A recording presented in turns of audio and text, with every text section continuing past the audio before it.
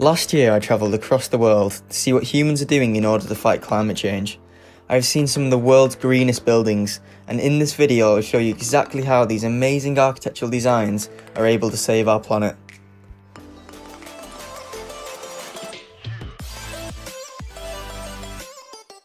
The carbon footprint of all my flights is offset using the platform Offset Earth. But before we get on any flights, let me show you what's being done here in London. Living walls are being implemented across the capital city to help clean the air. This is because toxic pollution can be incredibly high within the city centre. Green walls have the capability to absorb these harmful chemicals, and in exchange they release pure oxygen. They can even be placed indoors to increase the internal oxygen levels. It is likely that green walls will be an integral part of our cities in the future, as it is predicted that 75% of people will be living in cities by 2050. This will be 3 billion more people moving into urban districts, therefore we have to create the right infrastructure to cater for this increased demand. Over in China, 400,000 people are dying every year prematurely due to the high pollution levels. These levels can exceed 50 times what the World Health Organization deems to be safe. The source of the pollution is what should be sorted out first, however green architecture can play an important role in providing clean air to the Asian cities. They are planning to develop entire forest cities in the 𝙂𝙧𝙚𝙚𝙣 region, which can absorb 10,000 tonnes of CO2 annually and produce 900 tonnes of oxygen. This is all being designed by the Italian architect 𝙭𝙬𝙗𝙗, who has already designed and built vertical forest over in Milan. These buildings are not only doing good for our physical health, but also have a positive effect on our psychological well-being. I travelled to Barcelona as I was told they were creating green architecture to improve the psychological well-being of its citizens, so I wanted to see if it actually made me feel any different. The demolition of an old building in the city's Les Corts district left an ugly dividing wall facing towards the street. This left a particularly negative impact on the city's landscape due to its high visibility. The architect Capella Garcia came up with a solution to create a vertical garden which wraps around and attaches to the sides of the existing building. The vertical garden softens the urban landscape and provides passers-by with a connection to nature. By strengthening this bond people have with nature, it will encourage them to be more environmentally conscious of their own habits. There is interior access to the vertical garden which allows maintenance to be done from the inside. However, the wall has a network of connected tubes, so the plants are automatically fed with programmed doses of water and fertiliser. It has created a new ecosystem, and is even encouraging biodiversity. It has provided a natural habitat to a variety of birds whose natural environment was once destroyed by urban development. The Banca Catalana building was the first green building to be built in Barcelona. The plants provide shade from the heat of the strong sun, which dramatically reduces the air conditioning requirements inside of the building. The plants wrap the entire building on each level, providing natural shade to the offices behind. It can also lower the external temperatures by up to 7 degrees, which can be extremely important in large cities that experience the heat island effect.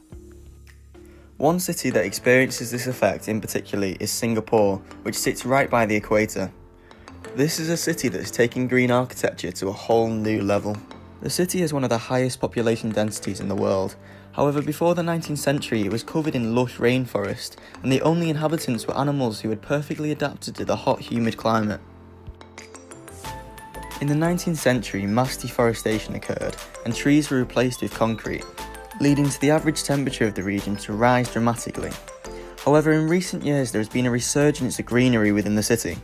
This has been an attempt to reduce the heat island effect within the city centre, which is incredibly important with the overall climate getting warmer. As we experienced, Singapore was incredibly hot. However, the use of greenery and water features at the street level helped keep us cool. This greenery has been transferred into the architectural designs of the buildings. The Park Royal Hotel on Pickering was designed as a hotel and garden. The project has won numerous awards for its sustainable and green efforts, including the BCA Green Mark Platinum, which is Singapore's highest green rating. The building reinforces Singapore's tropical image and enhances the quality of life of its guests. It does this by providing spaces where the guests can completely immerse themselves within nature. It can also benefit those who are simply walking by and admiring the building. Even the concrete has been shaped to resemble natural forms. The designers at 𝙂𝙧𝙚𝙚𝙣 refer to this as topographical architecture. The stratified undulating layers of precast concrete wrap around the entire building and resemble the structure of the bedrock. This shows that nature can not only be used for practicality and efficiency, but can also be used as a design inspiration. Not far from this building is the 𝙂𝙧𝙚𝙚 Hotel, which is a building entirely wrapped in a red skin. This red skin allows plants to grow in the facade.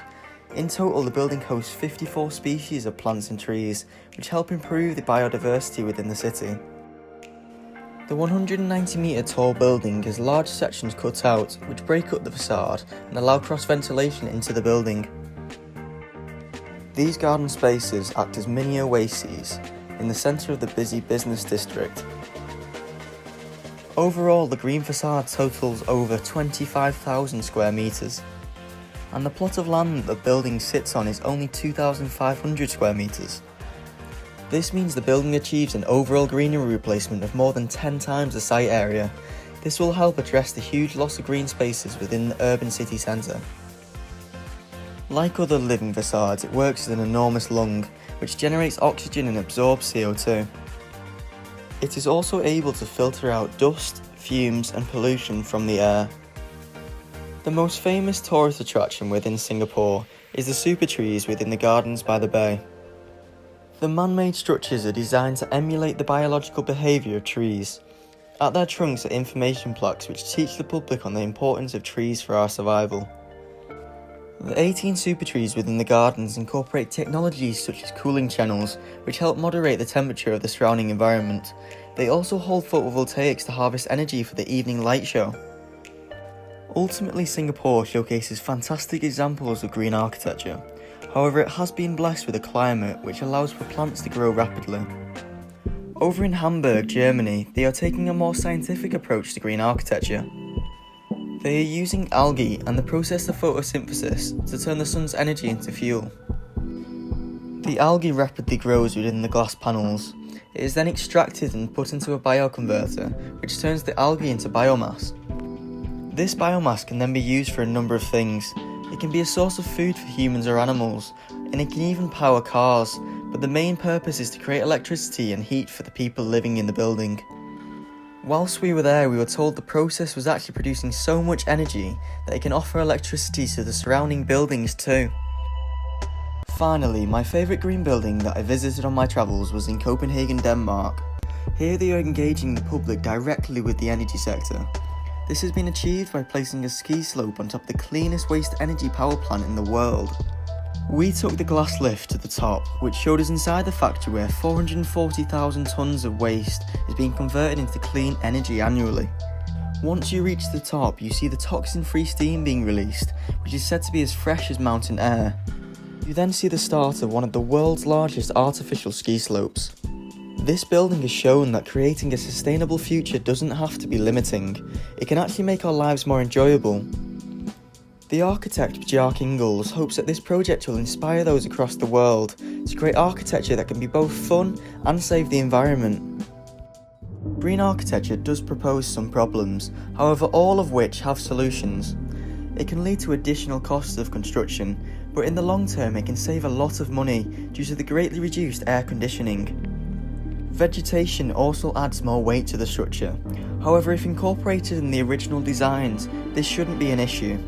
As it is organic matter, it can propose a fire hazard, however as long as the irrigation system keeps the vegetation well watered, this shouldn't be a problem. My takeaways from this trip is that green architecture can be implemented pretty much anywhere. I expect to see green architecture be used a lot more in the future to help with both pollution issues, but also to help resolve climate change. Climate change is an issue which will affect us all. However, we have the technologies right now to prevent these horrific scenes from continuing, so we must urge our governments to act and make sure that they use these technologies which are already having a positive impact around the world. I hope that you've enjoyed this video on the world's greenest buildings. If you want to see more interesting architecture, be sure to watch my smart buildings video and also subscribe to see where I'll be visiting in the future. Thank you, and I will see you in the next video.